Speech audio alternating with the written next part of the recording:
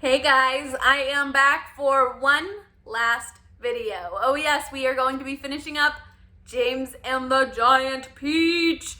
I'm excited. I hope you are too. Let's jump right back in. We are going to be reading to the end, so if you need a break, pause it, go get a snack, go get some water. I'll be right here waiting for you. All right, let's jump in. Part 31. How fast are we going all of a sudden? The ladybird said. I wonder why. I don't think the seagulls like this place any better than we do, James answered.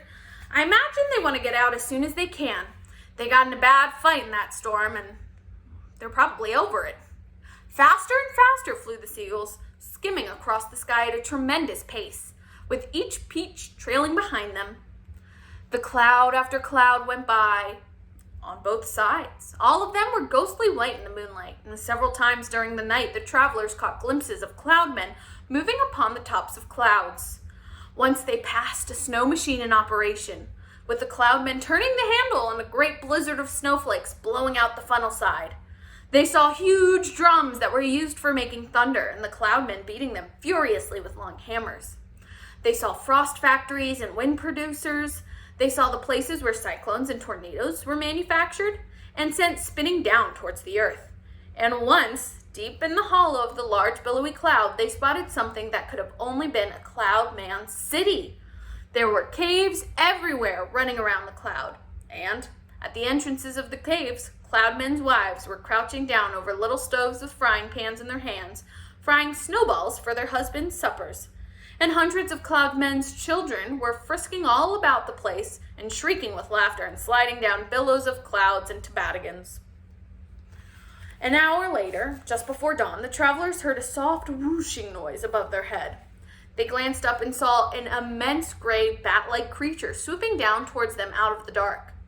It circled around and around the peach, flapping its great giant wings slowly in the moonlight and staring at the travelers.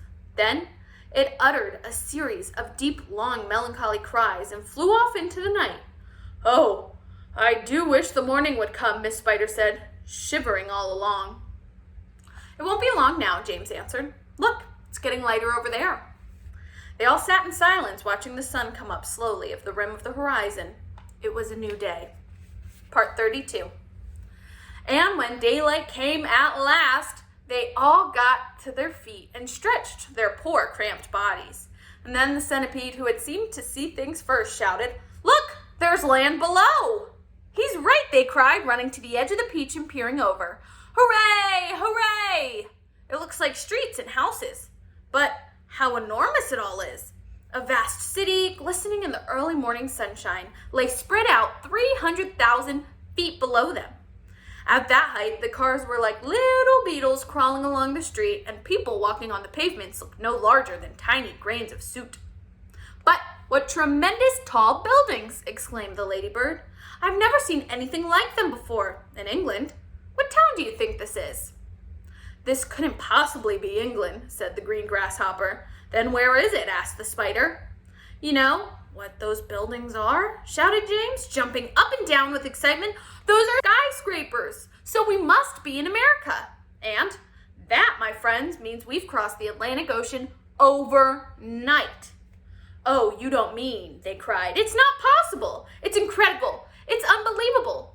Oh, I've always dreamed of going to America, cried the centipede. I had a friend once who... Be quiet, said the earthworm.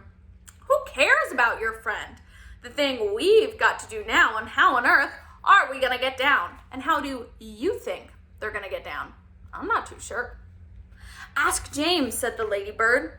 I don't think that'd be very difficult, James told them. All we have to do is cut loose a few seagulls, not many, mind you, but far enough so the others can't quite keep us in the air. Then down we go, slowly and gently until we reach the ground. Centipede will bite through the strings for us one at a time. Part 33. Far below them in the city of New York, something like pandemonium was breaking out. A great round ball up in the sky, as big as a house, had been sighted hovering high in the skies in the very center of Manhattan. And the cry had gone up that it was an enormous bomb sent over by another country to blow up everyone into smithereens. Air raid sirens began wailing in every section. All radio and television programs were interrupted with announcements that the population must go down into their cellars immediately. 1 million people walking in the streets on their way to work looked up in the sky and saw the monster hovering above them and started to run for the nearest subway entrance to take cover. Here you guys can see, that is what it looks like. I mean, imagine seeing that. I'd be pretty freaked out too. Generals grabbed hold of their telephones and shouted orders to everyone they could think of. The mayor of New York City called the president of the United States down in Washington, D.C. to ask him for help. And the president, who at the moment was having breakfast in his pajamas, quickly pushed away his half-finished plate of Sugar Crisps and started pressing buttons right and left to summon his admirals and his generals. And all the way across the vast stretch of America, in all 50 states from Alaska, Florida, from Pennsylvania to Hawaii, the alarm was sounded, and the word went out that the biggest bomb in history of the world was hovering over New York City, and that at any moment it might go off. Part 34. Come on, Centipede, bite through the first string, James ordered. The centipede took one of the silk strings and began biting at it with his teeth. And once again, but not with an angry cloudman dangling from the end of it this time, a single seagull came away, flying away from the flock, and went flying on its own. Bite another, James ordered. The centipede bit through another string. Why aren't we sinking? We are sinking. No, we're not. Don't forget that the peach is a lot lighter now than we started out with, James told him. It lost an awful lot of juice when all those hailstones hit it that night. Cut away. 2 more seagulls, Centipede. Ah, that's better. Here we go. Now we really are sinking. Yes, it's perfect. Don't bite any more, Centipede, or we'll sink too fast. Gently does it. Slowly, the great peach began losing height, and the buildings and streets down below became closer and closer. Do you think we'll get our pictures in the paper when we get down? Asked the ladybird. My goodness, I've forgotten to polish my boots, the centipede said. Everyone must help me polish my boots. Oh, for heaven's sake, the earthworm said. Can't you ever stop thinking about... But he never finished the sentence, for suddenly, whoosh, and they looked up and saw a huge 4-engined plane coming shooting out of the sky, nearby cloud, and go whizzing past them, not more than 20 feet over their heads. This was actually the regular early morning passenger plane coming in from New York from Chicago. And as it went by, it sliced right through every single one of the silken strings, and immediately the seagulls broke away. The enormous peach, having nothing to hold it up in the air any longer, went tumbling down towards the earth like a lump of lead. Help, cried the centipede. Save us, said the spider. We're lost, said the ladybird. This is the end, cried the grasshopper. James, cried the earthworm. Do something, James. Quickly, do something. Part 35. Round and upside down went the peach as it plummeted towards the earth. And they were all clinging desperately to the stem to save themselves from being flung into space. Faster and faster it fell, down and down and down, racing closer and closer to the houses and streets below, where it would surely smash into 1,000,000 pieces when it hit. And all the way along Fifth Avenue and Madison Avenue, and all the other streets in the city, people who had not yet reached the underground shelters looked up and saw it coming. And they stopped running and stood staring at a sort of what they thought was the biggest bomb in the world, falling out of the sky onto their heads. Women screamed, others knelt down on the sidewalks and began praying aloud. Strong men turned to one another and said things like, I guess this is it, Joe. Goodbye, everybody, goodbye. And then, the next 30 seconds, the whole city held its breath, waiting for the end to come. Part 36.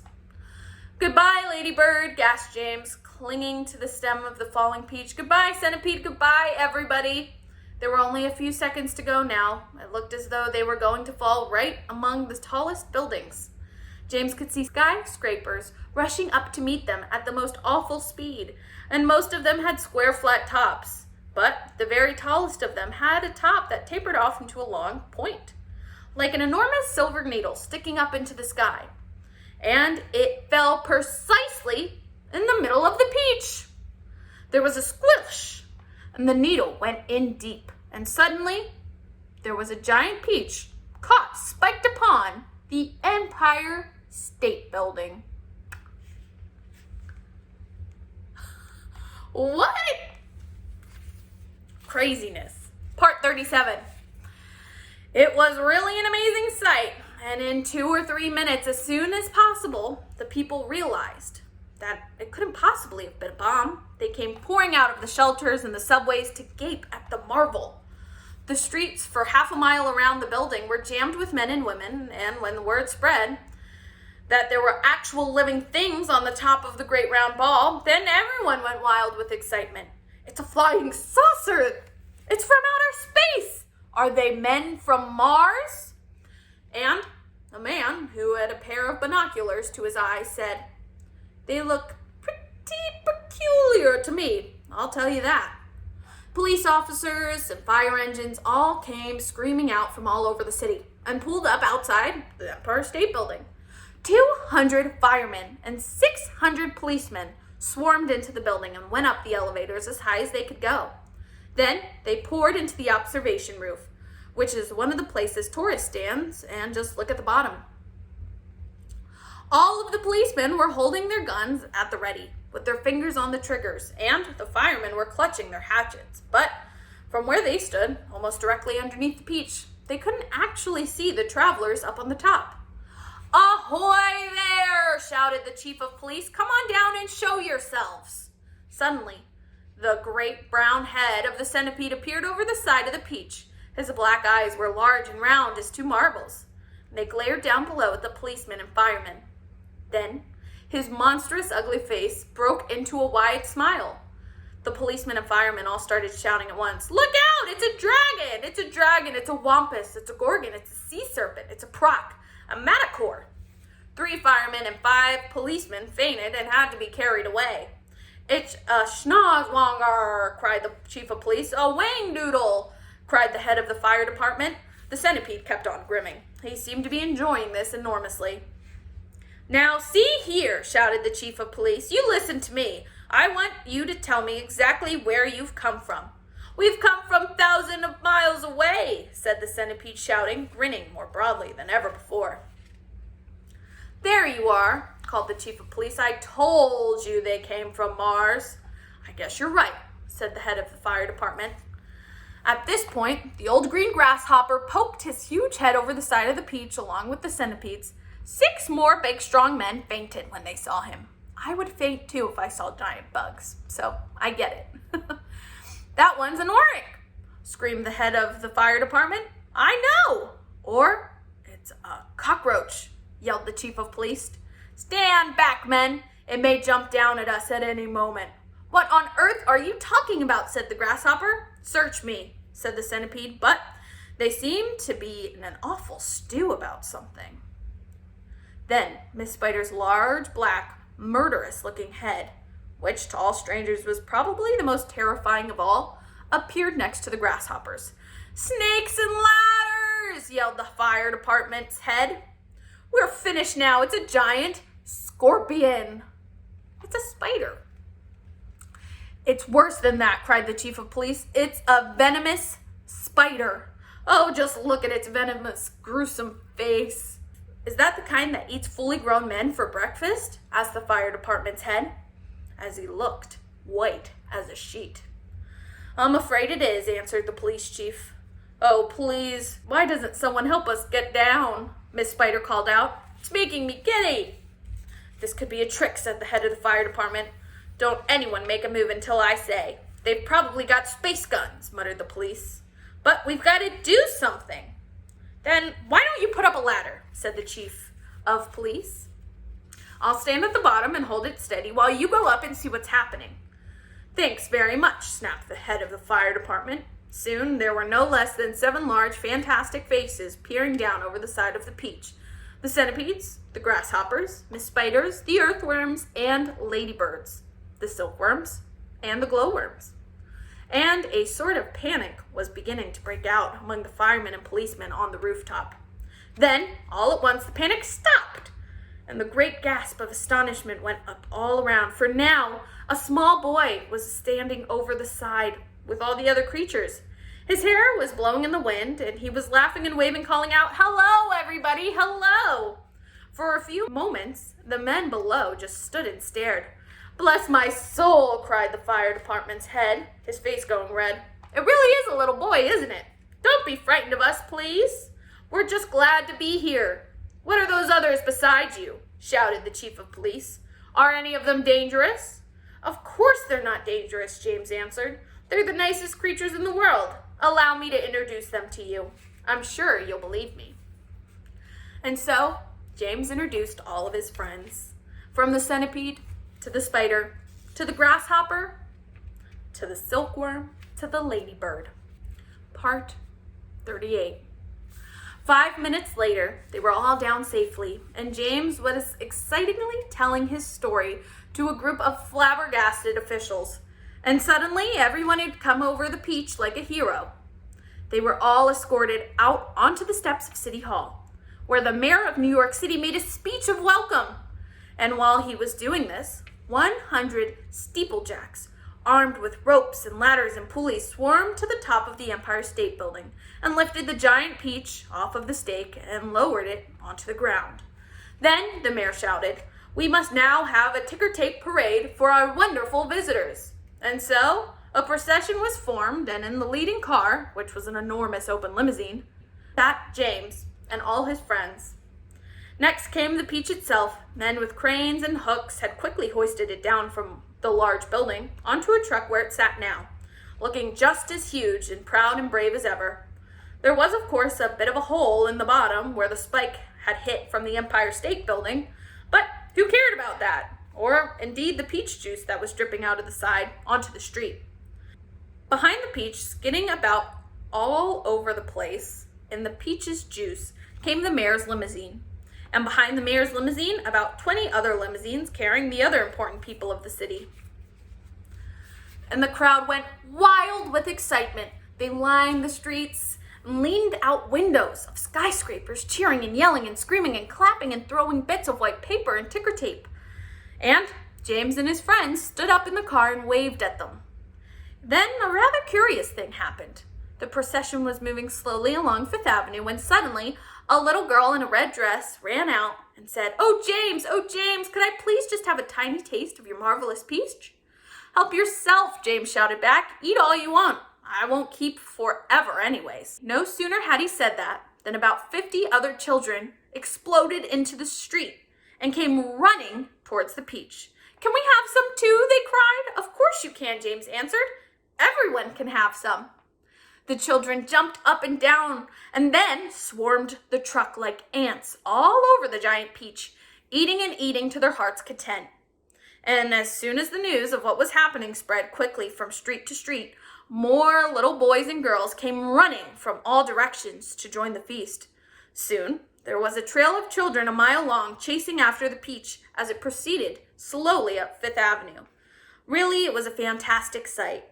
To some people, it looked as though Pied Piper of Hamelin had suddenly descended upon New York, and James, who had never dreamed that there would be so many children in the world, as it was the most marvelous thing that had ever happened.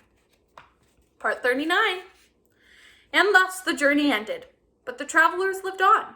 Every one of them became rich and successful in the new country. The centipede was made vice president in charge of sales of a high-class firm of boots and shoe manufacturers. The earthworm, with his lovely pink skin, was employed by a company that made women's face creams to speak on commercials on television. The silkworm and Miss Spider, after they both been taught how to make nylon thread instead of silk, set up a factory together and made ropes for tightrope walkers. The glowworms became the light inside of the torch of the great Statue of Liberty, and thus saved a grateful city from having to pay a huge electricity bill each year. The old green grasshopper became a member of the New York Symphony Orchestra, where his playing was greatly admired. The ladybird, who had been haunted all her life by fear that her house was set on fire and her children all gone, married the head of the fire department and lived happily ever after. And as for the enormous peach stone, it was set up permanently in a place of honor in Central Park, and it became a famous monument. It was also a famous house, and inside the famous house there lived a famous person, James Henry Trotter himself. And all you have to do any day of the week is just go up and knock on the door, and the door would always be open to you. And you would always be asked to come inside and see the famous room where James and his friends first met. And sometimes, if you were very lucky, you would find the old green grasshopper in there as well, resting peacefully in the chair beside the fire. Or perhaps Ladybird, who dropped off for a cup of tea and gossip. Or Centipede to show off a new batch of particularly elegant boots he had just acquired. Every day of the week, hundreds and hundreds of children from far and near came pouring to the city to see the marvelous Peachstone in the park. And James Henry Trotter, who once, if you remember, had been the saddest and loneliest little boy in the world, now had all the friends and playmates in the world. And because so many of them were always begging him to tell the story again, he thought he would write a book. So he did. And that is what you have just finished reading. That's it, guys. I really hope you enjoyed it. I thought this was a wonderful book, and I'm honestly really, really happy with how it ended. Turns out we were a part of the story all along. I like when that happens. I think that's cool. So, now that we've read our book, it's time for me to say goodbye. Until next year, guys. See ya!